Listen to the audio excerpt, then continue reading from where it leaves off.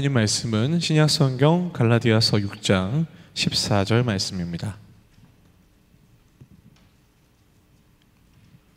신약성경 갈라디아서 6장 14절 말씀 함께 보시겠습니다. 신약성경 약 309페이지에 있는 갈라디아서 6장 14절 말씀입니다.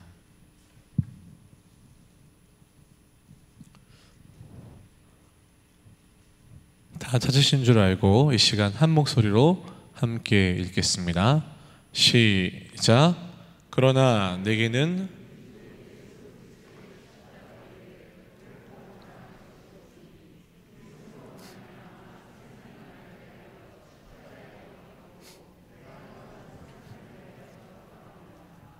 아멘. 그러나 내게는 우리 주 예수 그리스도의 십자가 외에 결코 자랑할 것이 없으니 그리스도로 말미암아 세상이 나를 대하여 십자가에 못 박히고 내가 또한 세상을 대하여 그러하니라. 작년 9월 한국 성결신문 기사에 따르면 코로나 이전에 교인 이전보다 이후의 교인 수가 무려 35만 명 정도 감소했다라는 통계를 본 적이 있습니다. 합동교단과 통합교단만 약 30만 명이고요. 또 기타 다른 교단이 한 5만 명 정도 된다고 합니다. 2016년 당시에 또 모 선교단체가 조사를 했는데요. 이 20세 미만인 학생들을 기준으로 당신이 기독교인입니까? 라는 질문을 했을 때 100명 중에 약 3명에서 4명 정도만이 자신은 기독교인이다라고 대답을 했다고 합니다. 즉 우리 다음 세대에는 복음화율이 3.8% 정도 된다라고 이야기를 하는 것이죠. 여러분, 선교학에서 기독교인이 그 나라의 전체 인구의 5%가 안 될 때 우리는 미전도 종족이라고 이야기를 합니다. 분명히 기성세대는 그렇지 않지만 우리 아이들, 특별히 2016년도에 조사를 했다면 20대 중반이 된 현재 그 이하의 아이들의 복음화율이 굉장히 낮다라고 볼 수 있는 것이고요. 그 아이들은 선교의 대상이다라고도 생각할 수 있다라는 것이죠. 우리 배윤호 선교사님께서 2016년도에 저한테 이렇게 질문하셨습니다. 김전도사, 우리 교회 교인들의 평균 나이가 몇 살인지 아나? 이렇게 말씀하셨어요. 그래서 잘 모르겠습니다 했더니 선교사님께서 당시에 우리 교인의 평균 나이는 58세야 라고 말씀하셨어요. 2016년도니까 현재는 2022년도죠. 6년이 지났습니다. 지금은 평균 연령이 아마 조금 더 많아졌을 겁니다. 코로나 팬데믹으로 인해서 교회 예배당이 닫혔을 때 많은 분들이 걱정했어요. 우리 교회 이 위기를 잘 넘어가야 될 텐데. 많은 분들이 눈물로 기도했습니다. 그런데 하나님의 은혜로 우리는 이 코로나를 잘 견뎌왔습니다. 그리고 헌금도 많이 줄지 않았고 또 예배 출석하는 분들도 많이 회복되고 있다고 하는데요.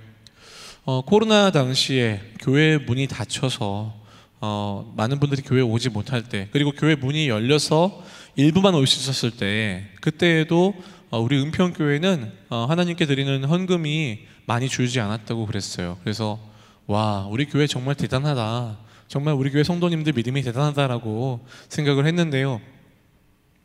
그때 당시에 나오지 않던 40대 이하의 젊은 부부들, 또 많은 청년들, 다음 세대들을 볼 때 우리 교회는 지금 현재 우리 50대 이상의 기성세대 분들이 많은 헌신과 노력을 하면서 교회를 이끌어 가시고 있구나, 교회를 섬기고 있구나라는 사실도 알 수 있었습니다. 아이를 점점 낳지 않고 있습니다. 점점 아이들이 줄고 있죠. 이것은 대한민국의 문제일 뿐만 아니라 전 세계의 문제입니다. 그런데 영국 옥스퍼드 대학의 인구학과 교수인 데이비드 콜먼이라는 사람이 약 2750년 정도가 되면은 세계에서 가장 먼저 사라질 국가로 대한민국을 지목했습니다. 아마 현재처럼 아이를 낳지 않는다면 대한민국이 가장 빨리 사라질 것이라는 거죠. 왜 이런 얘기를 했냐면 이런 것입니다. 사람이 없으니까 무슨 물건을 만들어도 살 사람이 없죠.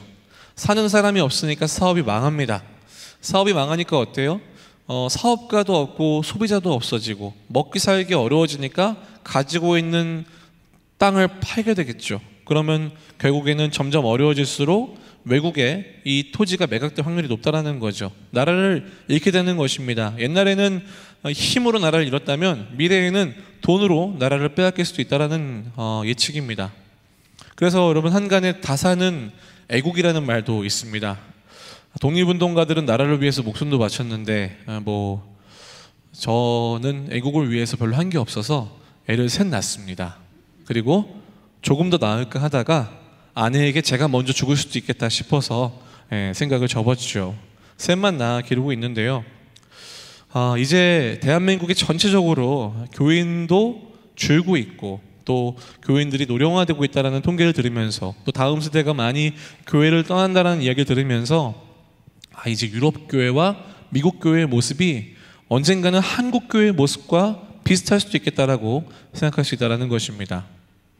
여러분, 한번 이렇게 현실적으로 생각을 한번 해보면 좋겠어요. 제가 너무 우리 교회를 사랑하기 때문에 또 우리 교회의 여러분들의 믿음의 수준을 알기 때문에 이런 말씀을 한번 드리고 싶어요. 자, 지금으로부터 한 10년 정도 지난다고 한번 생각을 해보세요. 지금 50대 분들은 60대가 될 것입니다. 지금 60대 분들은 70대가 되고 70대 분들은 80대가 되겠죠. 사회에서 조금씩 이제 물러서야 되는 때가 되는 거죠.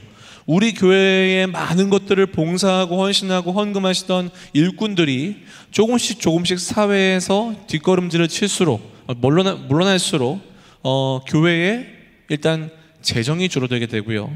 일할 수 있는 연령대가 높아지면서 여러 가지 교회에 약함이 드러나게 될 것입니다. 특별히 헌금의 숫자가 줄게 되면 결국에는 교역자나 교회 일꾼들을 줄여야 될 수밖에 없고요.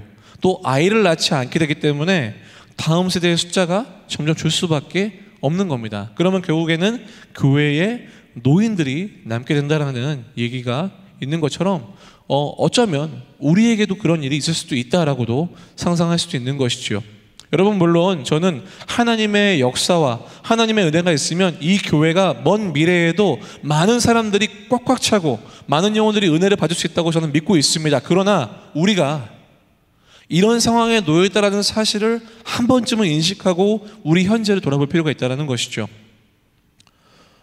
정부가 결혼하는 사람들을 위해서 많은 혜택을 주고 있어요. 아이를 낳는 사람들을 위해서 혜택을 주고 있죠.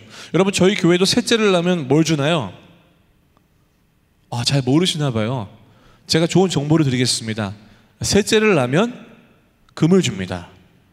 청년들, 금을 받을 수 있습니다. 노력하십시오. 동규? 좋습니다. 네. 아이들을 많이 낳기로 우리가 이렇게 노력을 하고 아이를 많이 낳는데 얘기하지만 여러분, 젊은 부부들의 상황을 보세요. 아이를 많이 낳아 키울 수 있는 상황이 어때요? 아이 하나 키우는 거 쉽지 않습니다. 우리 권사님 끄덕끄덕 하시는 것처럼 아이 낳아도 애한테 들어갈 돈도 엄청나고요, 시간도 엄청나고요, 한 명 어떻게 키우고 둘을 어떻게 키우고 학원도 보내야 되고 가르쳐야 될 것도 많고 부모 둘이 열심히 돈을 벌어야만 아이들 키울 수 있는 세상이니까 부모들이 벌써 지레 겁을 먹습니다. 나는 아이 한 명 이상은 못 낳겠다. 하나 키우고서도 너무 힘들어하죠. 실제적으로 진짜 많이 힘들고요. 여러분, 그렇다면 이제 어떻게 해야 될까요? 이런 상황에서 우리는 그냥 이런 시대를 맞이해야 될까요? 각 교육부서에서는 매일 다음 세대를 위해서 말씀을 전하고 있습니다. 많은 선생님들이 아이들을 위해서 열심히 가르치시고 봉사하고 있어요. 여러분, 그런데 잘 보세요. 몇십 년 동안 신앙생활한 우리도 잘 바뀌지가 않는데 학원 다니고 학교 다니고 공부하다가 일주일에 딱 한 번 1시간 교회 온 아이들이 바뀔까요? 여러분, 일주일에 학원을 6번씩 가고 공부를 열심히 해도 성적이 잘 안 오르는데 주일에 1시간 와가지고 오전에 한 번 예배 드리면 우리 아이들의 신앙이 쑥쑥쑥 자라날 수 있을까요? 많은 다음 세대 교육 전문가들은 이야기합니다. 이제 이것은 불가능합니다. 이미 미국 교회에서 10년 전에 현재 교회 학교의 교육 시스템으로는 절대 아이들의 신앙이 발전할 수 없다라고 이미 결론을 냈어요. 여러분 죄송합니다. 미국 교회는 제가 상황을 들어보니까요, 한국보다 훨씬 더 많은 재정을 투입하고요, 훨씬 더 많은 교사들이 다양한 프로그램으로 주중에도 막 살고 열심히 했대요. 그런데요, 미국 교회 다음 세대가 일어나지 않더래요. 그래서 알았대요. 이렇게 해서는 안 되겠구나. 여러분 그렇다면 우리 다음 세대 아이도 어떻게 할까요? 어쩌면 여러분 저는 지금 우리 다음 세대와 기성세대가 함께 있는 모습을 보면서 마치 우리가 오늘 함께 읽은 이 갈라디아 교회의 갈등의 모습과도 좀 비슷하지 않나 생각을 해봅니다. 전통을 강조하는 세대와 아니야, 나는 나의 삶을 나의 방식대로 살 거야 라고 자신의 자아를 강조하고 여전히 자신의 문화만을 따르는 세대. 갈라디아 교회에도 이런 충돌이 있었죠. 그래서 율법을 지켜야 된다 막 이러면서 전통을 강조하는 사람들과 또 아니다, 새로운 그 헬라인들과 새로 예수님을 믿게 된 사람들이 자신들의 또 문화를 버리지 않으면서 충돌하는 그런 여러 가지 문제들이 있었습니다. 요즘 기성세대와 젊은 세대는 어떤가요? 기성세대는 요즘 애들 보면서 여러분 뭐라고 하세요? 개념 없고 예의 없고 싸가지 없어 이렇게 말씀하시죠? 안 그런가요? 또 어떤 분들은 말쓰다, 세상이 어떻게 되려고 저런 일을 하나, 그렇게 말씀하시는 분도 있어요. 그러면 젊은 세대는 어떻게 생각할까요? 맨날 라떼 맨날 라떼는 말이야 하면서 옛날 얘기만 한다고 그러고 꼰대 같아 이러면서 어른들 잔소리를 안 들으려고 합니다. 여러분 지금 놀랍게도 이 금요철야 기도회 안에는 이런 젊은 세대와 기성세대가 함께 있어요. 너무너무 놀라운 일이죠. 물과 기름이 함께 있는 것과도 같습니다. 여러분 이렇게 뭔가 우리와 생각도 다르고 신앙의 색깔도 다르고 삶의 방식도 다른 이 다음 세대가 신앙으로 다시 일어서려면 어떻게 해야 될까요? 여러분 우리는 뭘 물려줘야 될까요? 이 큰 예배당일까요? 아니면 이들이 잘 살아갈 수 있도록 돈을 마련해 주면 될까요? 아니면 얘네들이 원하는 것처럼 건물주가 되도록 건물을 주면 될까요? 아니면 멋진 집안을 사람이다라고 말할 수 있는 명예를 주면 될까요? 적어도 남들 앞에 부끄러운 모습이 아니라 자랑스러울 수 있는 것들을 물려줘야 되겠죠. 여러분 우리가 오늘 살펴본 이 갈라디아서에서 사도 바울은 정말 이렇게 서로 극단에 치달았던 두 사람들에게 복음을 전하면서 6장이 제일 마지막 장이거든요. 그리고 우리가 읽은 이 14절은 후반부예요. 후반부에 이렇게 얘기하는 거예요. 쭉 복음을 이야기한 후에 그러나 내게는 우리 주 예수 그리스도의 십자가 외에 결코 자랑할 것이 없다. 내가 알겠어. 너희들 상황 알겠어. 그런데 나는 이렇게 너희들에게 말해주고 싶어. 난 말이야, 예수 그리스도의 십자가 외에는 자랑할 것이 없어. 세월이 흐르고 세상이 바뀌고 어떠한 상황이 오더라도, 코로나보다 더 무서운 전염병이 오더라도 예수 그리스도의 십자가를 자랑하는 것, 이거 외에는 내가 자랑할 것이 없다라고 고백할 수 있는 믿음이 여러분 우리 다음 세대에게 있다면 우리는 최고의 유산을 물려주는 사람인 줄 믿습니다. 그렇지 않을까요? 여러분 그런데요, 많은 사람들이 십자가를 별로 자랑으로 여기지 않아요. 십자가보다는 다른 걸 더 많이 자랑으로 여겨요. 좋은 브랜드의 아파트, 좋은 외제차, 명품 옷, 명품 가방, 좋은 대기업에 다닌다고 그러고 명문 대학교를 나왔다고 그러고. 어떻습니까? 많은 사람들이 여러분 이런 자랑거리를 가지고 살아가잖아요. 이런 거 있으면 자랑하고 싶잖아요. 그래서 많은 사람들에게 이야기합니다. 우리 이번에 이런 데로 이사 갔어. 이번에 우리 아들이 어디 학교에 들어갔어. 이번에 차를 새로 바꿨는데 너무 좋더라. 이번에 가방 신상이 나왔는데 이거 내가 선물 받았어. 어때요 여러분? 자랑하면 사람들이 많이 부러워하니까 너무 기분이 좋아요. 여러분 이런 것들이 전부 나쁘다는 것은 아닙니다. 오해하지 마십시오. 많은 것들을 누릴 수 있고 열심히 성실하게 일을 해서 돈을 벌어서 그런 것들을 쓰고 살 수 있어요. 마치 이런 것들을 죄악시 여기는 사람들이 있는데 저는 그런 사람들을 정죄하는 것이 전혀 아닙니다. 제가 말하고 싶은 건요, 그런데 그런 것들이 우리의 자랑이 되는 순간 우리는 언젠가는 썩어 없어질 것들을 붙들고 살아가는 인생이라는 거예요. 어떻습니까? 세상에서는 이런 것 가지고 서로 누가 더 높은지 그런 거 얘기하기를 좋아해요. 넌 몇 평에 사는데. 여러분 죄송합니다. 저희 아이들이요, 학교에 가서 그런 얘기를 한대요. 너네 집은 몇 평이야? 너무 충격적이죠. 왜 아이들이 그게 중요할까요? 왜 몇 평에 사는 게 중요할까요? 어차피 옛날처럼 놀러 다니지도 않은 그런 시대인데. 누가 더 잘 사는지 벌써 아이들은 알고 싶은 겁니다. 여러분 이런 거 어디서 배웠을까요? 어른들에게 배웠겠죠. 어른들이 이렇게 살고 있잖아요. 대놓고 하지 않아도 내가 이 정도 집에 살고 이 정도 차를 타고 있고 내가 이 정도를 누리고 있으면 나는 남들보다 높은 인생이야. 나는 남들보다 더 잘 사는 인생이야 라는 그런 마음이 우리 안에 있어요. 그래서 어때요? 자랑하고 싶은 거죠. 여러분 만약에 무인도에다가 이 사람 평생 혼자 살아야 돼요. 명품을 주고 외제차를 주고 좋은 아파트를 줘보십시오. 그게 그 사람의 인생에 의미가 있을까요? 자랑할 사람이 아무도 없다면 그런 것들은 그 사람의 인생에 아무런 소용이 없다는 거죠. 여러분 그렇게 사람들은 살아갑니다. 그런데 여러분 예수 믿는 사람들도 크게 다르지는 않은 것 같아요. 예수님을 믿어요. 믿죠. 믿는데요, 세상의 자랑도 함께 거머쥐려고 해요. 예수님도 잡고 있지만 세상도 놓고 싶어 하질 않아요. 그래서 어때요? 예수님 믿으면 예수님 앞에 나와서 예수님이 나의 전부입니다, 예수님만이 나의 만족입니다 찬양하지만 어때요? 조금만 다시 내가 사는 세상 속으로 돌아가면은 사람들에게 인정받고 싶고 존중받고 싶고 무시당하는 거 너무 싫고 내가 남들보다 조금 더 나아 보이고 싶고 더 잘나 보이고 싶고 그렇게 살아가죠. 그러니 여러분 어때요? 예수님의 십자가를 애들이 어디서 만날 수 있을까요?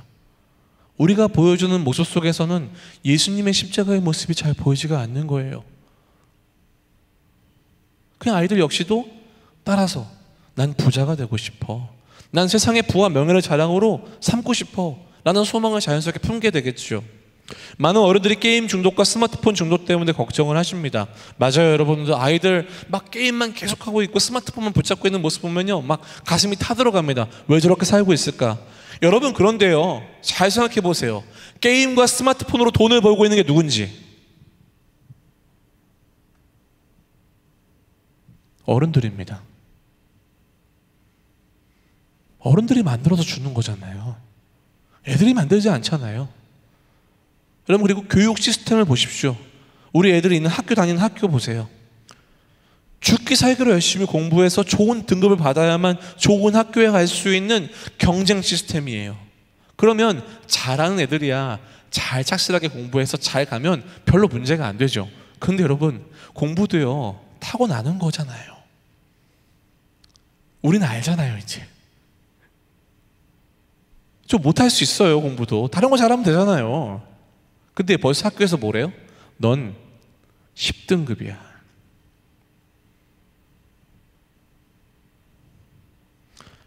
지난번에 오신 강사님 말씀처럼 애들이 무슨 소고기도 아니고 도장이 찍혀요. 1등급, 2등급, 3등급, 4등급. 그러면 애들이 벌써 어때요? 1등 안에 따라잡을 수 없으니까 어때요? 속상하죠. 나도 잘하고 싶고 인정받고 싶은데, 칭찬받고 싶은데 집에 가면 엄마가 너 몇 등이야? 공부했어? 학원 갔다 왔어? 아, 폰 좀 그만해. 게임 좀 그만해. 그 애들은 어때요? 나도 인정받고 싶고 나도 사랑받고 싶고 나도 높아지고 싶은데 자기가 그럴 수 있는 세상을 찾아가겠죠. 그런 시스템 만들어 놓고 그런 폰 만들어 놓고 그런 게임 만들어 놓고 애들만 나무랄 수 있을까요, 여러분? 그러니 어때요? 이렇게 자극적이고 재밌는 거에 애들이 중독되어 있으니까 교회에서 아무리 다윗과 골리앗 이야기를 실감나게 해도 아무리 성경 말씀을 열심히 전해도요 애들 가슴에 와닿지가 않습니다. 게임에서는 칼로 찔러 죽이고 총으로 쏴 죽이고 막 사람들을 막 패고 있는데 여기 와서는 서로 사랑해야 된대요. 예수님처럼 용서하래요. 그리고 예수님처럼 낮아지래요. 섬김의 모습을 보여주래요. 내가 사는 세상은 짓밟고 올라가야만 살아남는 세상인데 교회에서는 반대로 얘기하고 1시간 지나면 다시 그런 세상으로 등을 떠밀어 내보냅니다. 그럼 애들이 뭘 느낄까요? 신앙은 허상이구나. 신앙은 허구구나. 그냥 좋은 교양이구나. 그냥 신앙은 그런 거고 내 삶은 형편없구나. 이 괴리가 생기기 시작합니다. 그럼 어때요? 하나님이 살아계시다고 아무리 얘기해도 믿어지지가 않는 거예요. 내 삶은 이렇게 엉망이고 나는 계속 짓밟히고 있는데 저 바닥으로 꽂아지고 있는데 하나님이 살아계시다고? 근데 나는 왜 1등이 아니야? 나는 왜 행복하지가 않아? 왜 내 인생은 맨날 이렇게 추락하지?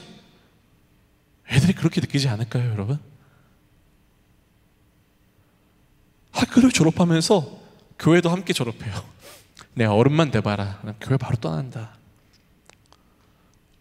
여러분, 제가 비아냥대는 것이 아닙니다.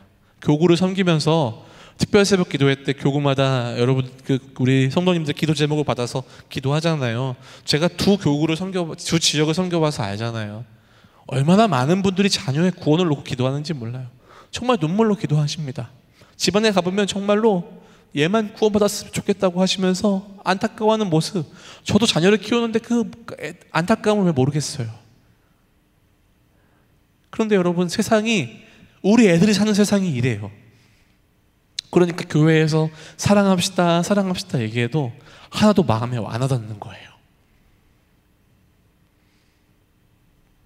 여러분, 저는요, 지금이라도 우리가 목숨을 걸어야 될 것은 이거밖에 없다고 생각해요. 오직 예수 그리스도의 십자가를 자랑으로 하는 신앙, 그거 물려주는 거. 우리가 목숨을 걸 때에, 우리 아이들에게 그 십자가의 신앙을 물려주는 것을 목숨을 걸 때에 우리 아이들 살아날 줄 믿습니다. 안 믿으시나요? 여러분, 대충은 안 살아나요. 예수님은 우리 살리려고 죽으셨어요. 우리를 살리기 위해서 십자가를 지셨어요. 근데요, 우리는 대충 믿고 대충 살면 우리 애들 살아날까요? 절대 그렇지 않습니다. 목숨을 걸어야 됩니다. 여러분, 그렇다면 십자가 사랑, 십자가의 신앙은 뭘까요? 예수님의 십자가를 자랑으로 여기는 건 뭘까요? 집에다가 십자가를 크게 걸어놓는 것일까요? 차에다가 십자가 목걸이를 걸어놓는 것일까요? 아니면 십자가 목걸이를 평소에 하고 다니는 것일까요? 여러분, 자랑하는 것은요, 내가 먼저 그 마음에 그 십자가를 소망해야 돼요. 여러분, 예수님의 십자가를 소망하십니까? 여러분, 소망하십니까?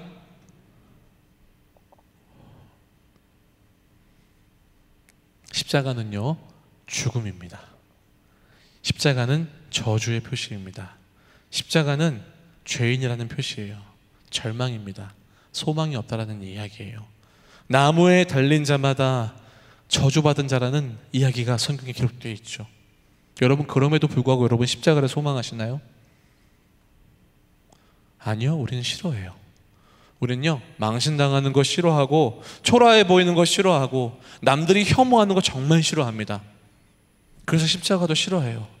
십자가 지는 것도 싫어해요. 내가 그 불편한 걸 왜 합니까? 왜 하필 내가 해야 됩니까? 왜 내가 십자가를 져야 돼? 다른 사람도 많은데. 다른 사람들은 편한 거 하는데 왜 내가 십자가를 집니까? 하고 싶지 않아야죠. 그래서 그런지 모르지만 내가 십자가에 달려 죽을 죄인이라는 사실도 우리는 까맣게 잃어버리고 삽니다. 그리고 우리가 원하는 십자가는 어떤 십자가일까요? 황금 십자가. 명품 가방의 무늬인 십자가는 내가 가질 수 있지만 예수가 지고 골고다를 오르던 그 십자가는요, 머리로는 그래야죠 라고 하면서 사실 그렇게 살고 싶어 하지 않습니다. 여러분, 그런데 예수님 말씀하셨어요. 무리와 제자들을 불러 이르시되 누구든지 나를 따라오려거든 자기를 부인하고 자기 십자가를 지고 나를 따를 것이니라. 누구든지 자기 십자가를 지고 나를 따르지 않는 자도 능히 내 제자가 되지 못하리라. 예수님을 믿는 사람들은 모두 예수님의 제자입니다.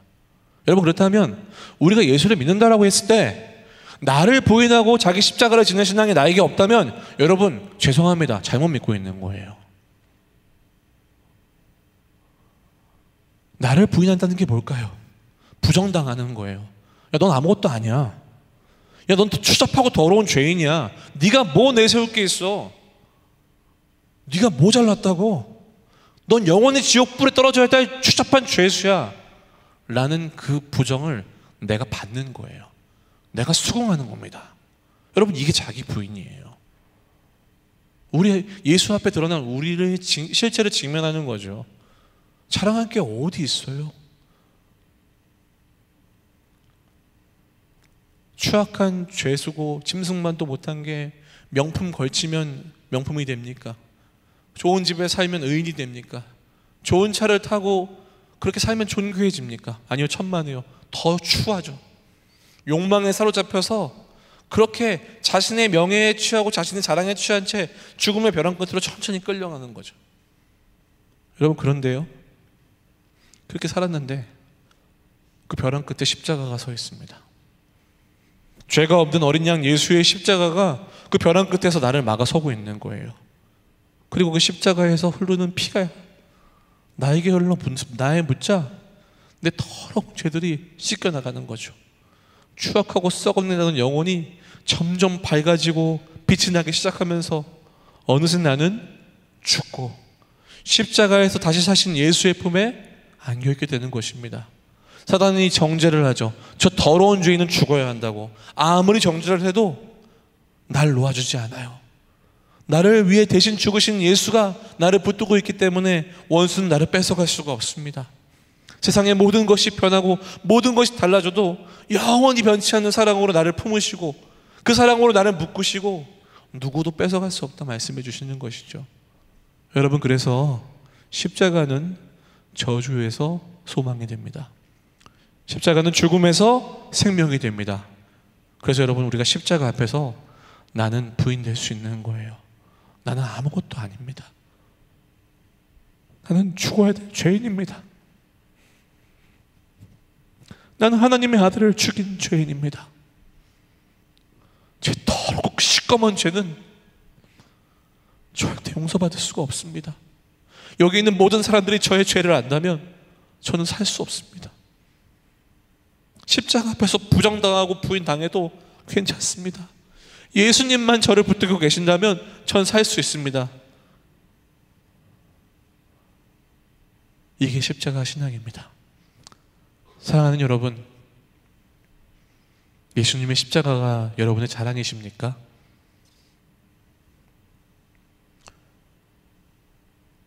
정말 여러분, 예수님의 십자가 말고 다른 거 다 없어도 사실 수 있으세요? 전 어떨까요?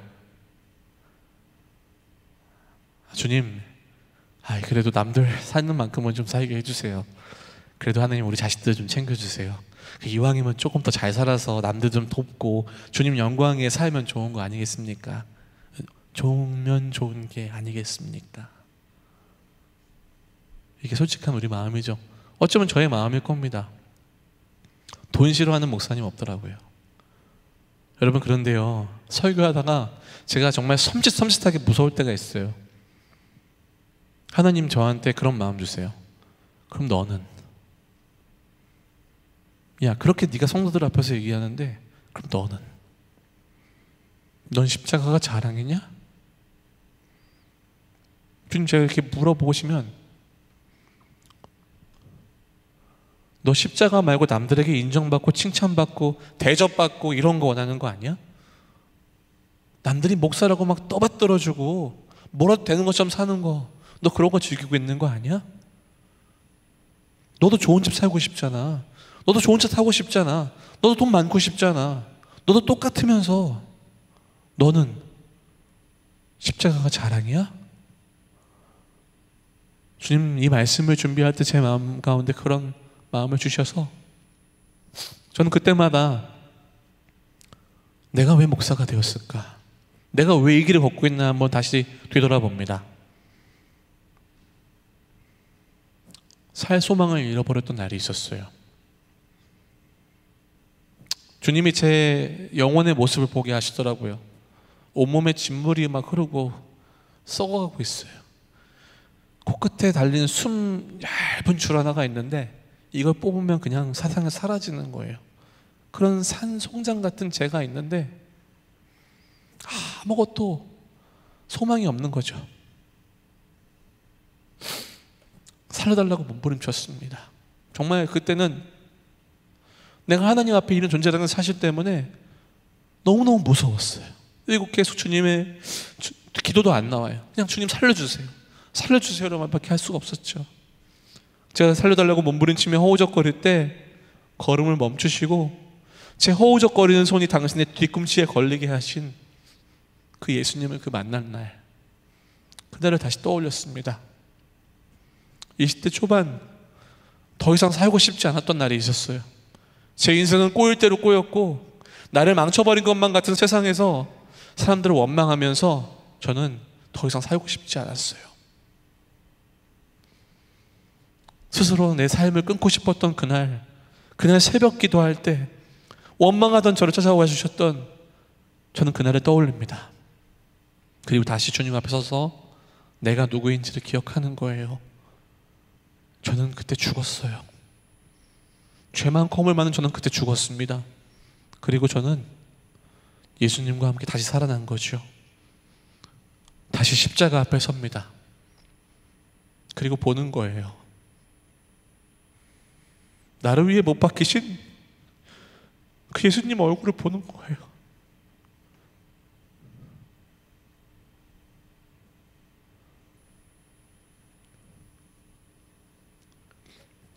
주님 말씀하시죠. 나를 따라올 수 있겠니? 나를 사랑하니? 그 물음 앞에서 여러분, 우리가 주님, 제가 연약하고 부끄럽지만, 저는 너무 작은 믿음이지만 네 라고 대답할 때 우리 주님, 우리 손을 붙들어 주시고 주님이 우리를 위해 예배하신 그 영광의 길을 걷게 하실 줄 믿습니다. 이렇게 고백할 때 여러분, 십자가가 우리의 능력이 되는 거예요. 십자가가 우리의 소망이 되는 겁니다. 그 십자가 앞에서 내가 부정당해도 아무렇지 않고 오직 나를 살리신 예수만 영광 받으시면, 그 나를 살리신 예수 그리스도의 십자가만 자랑이 되면 되는 거예요. 여러분, 이렇게 살 때에 세상이 줄 수 없는 평안과 위로가 우리의 심령 가운데 임합니다. 왜 알게 되는 거예요? 아, 내가 왜 지금 숨 쉬고 있고, 내가 왜 내 심장이 뛰고 있고, 내가 왜 살아있는지. 얼마 전 사랑하는 청년 제자 한 명을 먼저 하늘로 보내면서 많은 생각이 들었어요. 갑자기 세상을 떠나버려서 너무 믿겨지지가 않았죠. 제가 청년부를 맡게 되고 그때 온 청년이라 유독 더 정이 많이 들었었는데 하나님이 갑자기 데려가셨어요.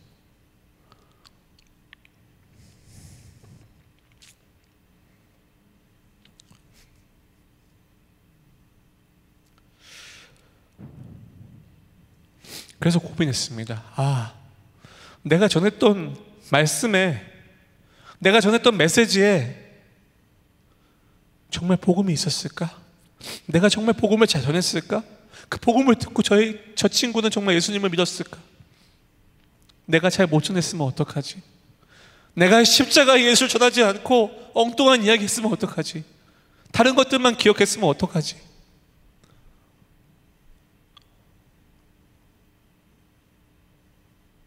사랑하는 여러분, 여러분이 다 아는 이야기입니다.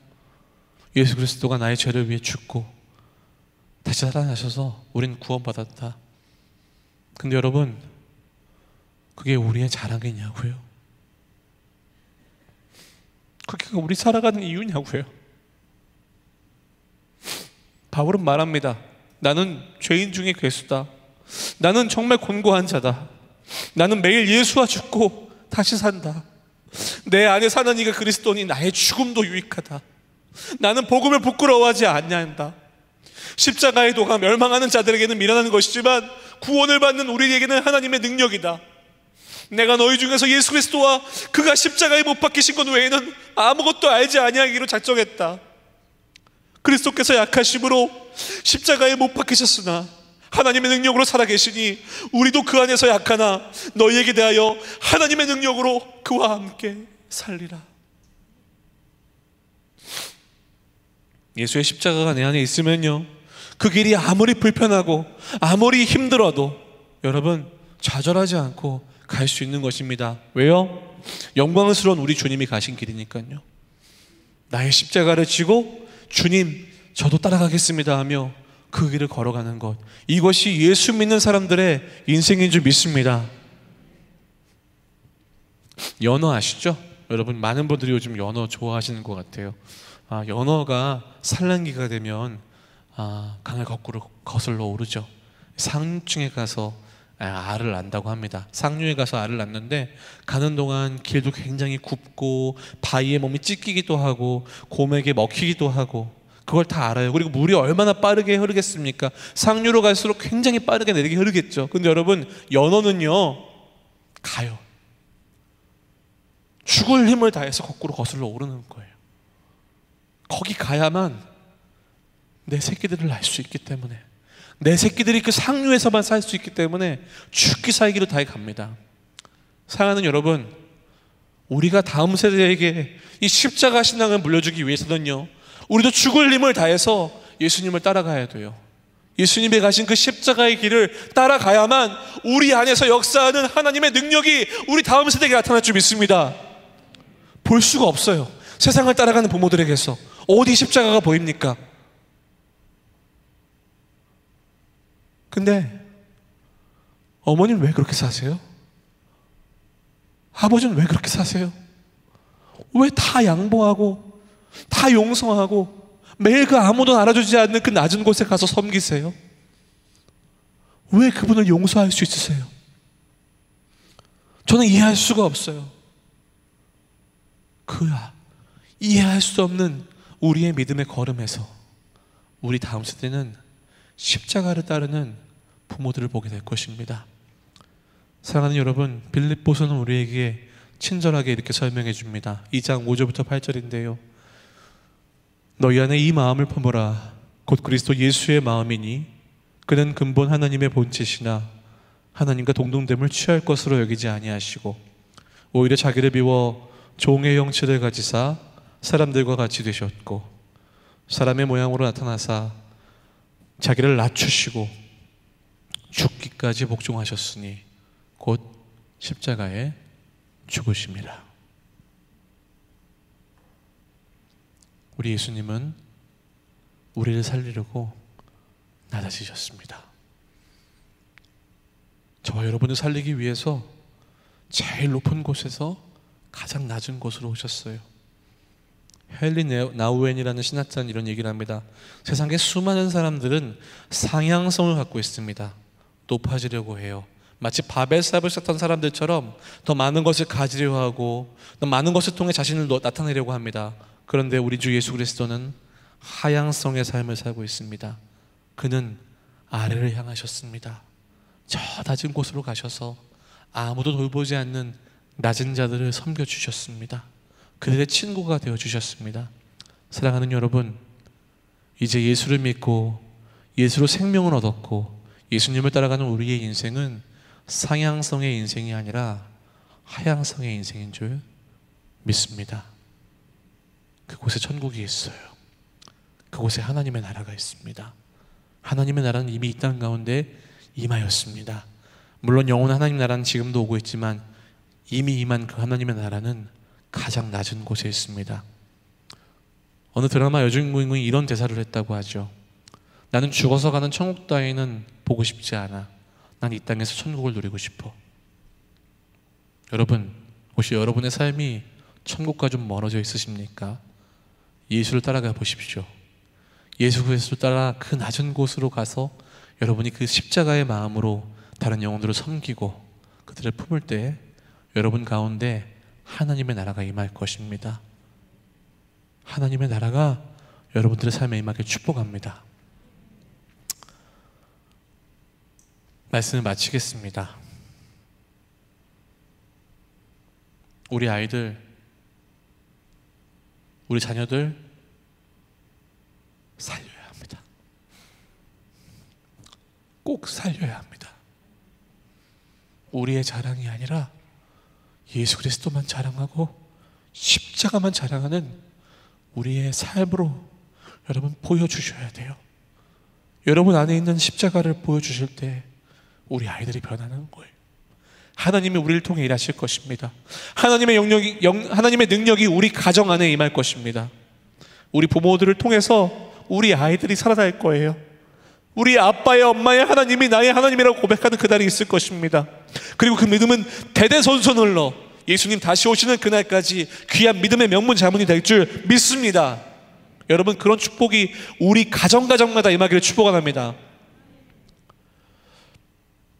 바라기는 온 세상이 자신의 영광만을 자랑하며 살아가는 이 시대에, 모두가 높아지려 하는 이 시대에, 이제 내가 우리 자녀에게 물려줄 것은 그 어떤 것도 아니라 예수의 십자가만을 자랑하는 이 신앙임을 깨달아서 목숨 걸고 예수님을 따라가며 예수님의 마음을 본받아 낮은 곳에 가서 섬기며 예수의 십자가를 드러내고 그 유산을 물려주는 여러분들의 복된 인생 되시기를 예수님의 이름으로 축원합니다.